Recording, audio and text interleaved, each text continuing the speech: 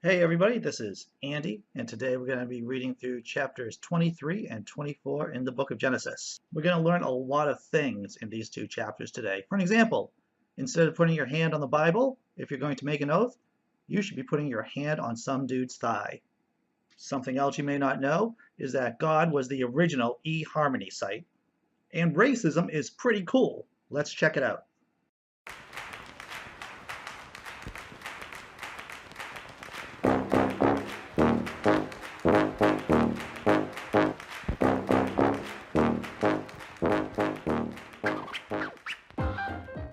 And here is chapter 23.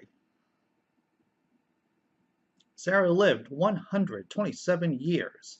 This was the length of Sarah's life. And Sarah died at Kiriath Arba, that is Hebron, in the land of Canaan. And Abraham went in to mourn for Sarah and to weep for her. Abraham rose from beside his dead and said to the Hittites, who I guess were Canaanites, I am a stranger and an alien residing among you. Give me property among you for a burying place, so that I may bury my dead out of sight. The Hittites answered Abraham, Hear us, my lord. You are a mighty prince among us. Bury your dead in the choicest of our burial places. None of us will withhold from you any burial ground from burying your dead. Abraham rose and bowed to the Hittites, the people of the land. He said to them, If you are willing that I should bury my dead out of my sight, hear me and entreat me, Ephron, son of Zohar, so he may give me the cave of Machpelah, which he owns. It is at the end of his field. For the full price let him give it to me in your presence as a possession for a burial place. Now Ephron was sitting among the Hittites, and Ephron the Hittite answered Abraham in the hearing of the Hittites, of all who went in at the gate of his city. No, my lord, hear me. I will give you the field, and I give you the cave that is in it. In the presence of my people, I give it to you. Bury your dead. Then Abraham bowed down before the people of the land. He said to Ephron in the hearing of the people of the land, If you only listen to me, I will give you the price of the field. Accept it from me, so that I may bury my dead there. Ephron answered Abraham, It sounds like two dudes arguing about who's going to pay the check. My lord, listen to me. A piece of land worth 400 shekels of silver. What is that between you and me? Bury your dead. Abraham agreed with Ephron, and Abraham weighed out for Ephron the silver that he had named in the hearing of the Hittites, 400 shekels of silver, according to the weights current among the merchants. So the field of Ephron and Machpelah, which is to the east of Mamre, the field in which the cave that was in it, and all the trees that were in the field throughout the whole area passed to Abraham as a possession in the presence of the Hittites, in the presence of all who went in at the gate of the city. So basically, when you bury your dead in a certain plot of land, that land now belongs to you. After this, Abraham buried Sarah his wife in the cave of the field of Machpelah, facing Mamre, that is Hebron, in the land of Canaan. The field and the cave that is in it passed from the Hittites into Abraham's possession as a burying place. So that was chapter 23. Not a whole lot goes on there. Sarah's dead. I guess you can't pick on any more slaves anymore. I guess that's good for them. But what does that mean? Are there implications of her dying? Abraham is now a single dad. Well, he's probably not a single dad. I mean, he probably has some concubines kept, around, concubining it up with him. Let's see what goes on in chapter 24. Now Abraham was old, well advanced in years, and the Lord had blessed Abraham in all things. Abraham said to his servant, the oldest of his house, who had charge of all that he had, Put your hand under my thigh, and I will make you swear by the Lord, the God of heaven and earth, that you will not get a wife for my son from the daughters of the Canaanites, because they're dirty. I don't want my son to be having children with any of those Canaanite peoples. We're going to be hearing that theme throughout the Old Testament. Don't interbreed with the Canaanites, but will go to my country and to my kindred and get a wife for my son Isaac. The servant said to him, Perhaps the woman may not be willing to follow me to the land. Must I then take your son back to the land from which you came? Abraham said to him, See to it that you do not take my son back there. The Lord, the God of heaven, who took me from my father's house and from the land of my birth, and who spoke to me and swore to me, to your offspring I will give this land. He will send his angel before you, and you will take a wife for my son from there.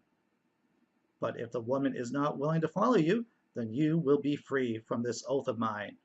Only you must not take my son back there. So the servant put his hand under the thigh of Abraham his master, and swore to him concerning this matter. Then the servant took 10 of his master's camels and departed, taking all kinds of choice gifts from his master. And he set out and went to Aram Naharaim, to the city of Nahor. He made the camels kneel down outside the city by the well of water. It was toward evening, the time when women go out to draw water.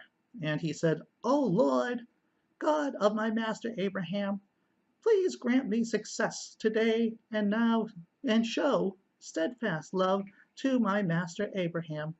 I am standing here by the spring of water, and the daughters of the townspeople are coming out to draw water. Let the girl whom I shall say, please offer your jar that I may drink, and who shall say, drink, and I will water your camels. Let her be the one whom you have appointed for your servant Isaac. By this I shall know that you have shown steadfast love to my master. So if the girl offers to water the camels, God's saying she is the one. It's kind of like The Bachelor, only there's no roses, just camels. Before he had finished speaking, there was Rebeka, who was born to Bethuel, son of Milcah, the wife of Nahor, Abraham's brother, coming out with her water jar on her shoulder. The girl was very fair to look upon, a virgin whom no man had known. She went down to the spring, filled her jar, and came up. Then the servant ran to meet her and said, please let me sip a little water from your jar. Drink, my lord, she said, and quickly lowered her jar upon her hand and gave him a drink. I don't know why I'm using two kind of high voices for the servant and for Rebeka, but that's what I'm going with. When she had finished giving him a drink, she said, I will draw for your camels also until they have finished drinking. So she quickly emptied her jar into the trough and ran again to the well to draw. And she drew for all his camels. The man gazed at her in silence to learn whether or not the Lord had made his journey successful. He gave her that date-rapey stare. You know that stare. And if you don't, then you should ask your wives and girlfriends. When the camels had finished drinking, the man took a gold nose ring weighing half a shekel and 2 bracelets for her arms weighing 10 gold shekels and said, Tell me whose daughter you are. Is there a room in your father's house for us to spend the night? She said to him, I am the daughter of Bethuel, son of Milcah, whom she bore to Nahor. She added, We have plenty of straw and fodder and a place to spend the night. The man bowed his head and worshipped the Lord and said, Blessed be the Lord, the God of my master Abraham, who has not forsaken his steadfast love and his faithfulness towards my master. As for me, the Lord has led me on the way to the house of my master's kin. Then the girl ran and told her mother's household about these things. Rebeka had a brother whose name was Laban, and Laban ran out to the man to the spring as soon as he had seen the nose ring and the bracelets on his sister's arms, and when he heard the words of his sister Rebeka, Thus the man spoke to me. He went to the man, and there he was, standing by the camels at the spring. He said, Come in. Maybe I'm using a same high voice for Rebekah's brother. That's wrong. He said, Come in, O blessed of the Lord. Why do you stand outside when I have prepared the house and a place for the camels? So the man came into the house, and Laban unloaded the camels and gave him straw and fodder for the camels and water to wash his feet and the feet of the men who were with him. Then food was set before him to eat, and he said, I will not eat until I have told my errand. He said, Speak on. So he said, I am Abraham's servant. The Lord has greatly blessed my master and has become wealthy. He has given him flocks and herds, silver and gold, male and female slaves, camels and donkeys. And Sarah, my master's wife, bore a son to my master, when she was old, and he has given him all he has. My master made me swear, saying, You shall not take a wife for my son from the daughters of the Canaanites, in whose land I live. But you shall go to my father's house, to my kindred, and get a wife for my son, because inbreeding's cool. I said to my master, Perhaps the woman will not follow me. But he said to me, The Lord, before whom I walk, will send his angel with you and make your way successful. You shall get a wife for my son, from my kindred, from my father's house. Then you will be free from my oath. You will come back to my kindred, even if they will not give her to you. You will be free from my oath. I came today to the spring and said, O Lord, the God of my master Abraham, if now you will only make successful the way I am going. I am standing here by the spring of water. Let the young woman who comes out to draw, to whom I shall say, Please give me a little water from your jar to drink. And who shall say to me, Drink, and I shall draw for your camels also. Let her be the woman whom the Lord has appointed for my master's son. Before I finished speaking in my heart, there was Rebeka coming out with her water jar on her shoulder, and she went down to the spring and drew. I said to her, Please let me drink. She quickly let down. You know, the Bible needs to tell you the same story 3 times in case you didn't get it the first 2. Drink, and I shall also water your camels. So I drank, and she watered the camels. Then I asked her, Whose daughter are you? She said, The daughter of Bethuel, Naomi's son, whom Milcah bore to him. So I put the ring on her nose and the bracelets on her arms. Then I bowed my head and worshipped the Lord and blessed the Lord, the God of my master Abraham, who had led me by the right way to obtain the daughter of my master kinsman for his son. Now then, if you will deal loyally and truthfully with me, tell me, and if not, tell me, so that I may either turn to the right hand or to the left.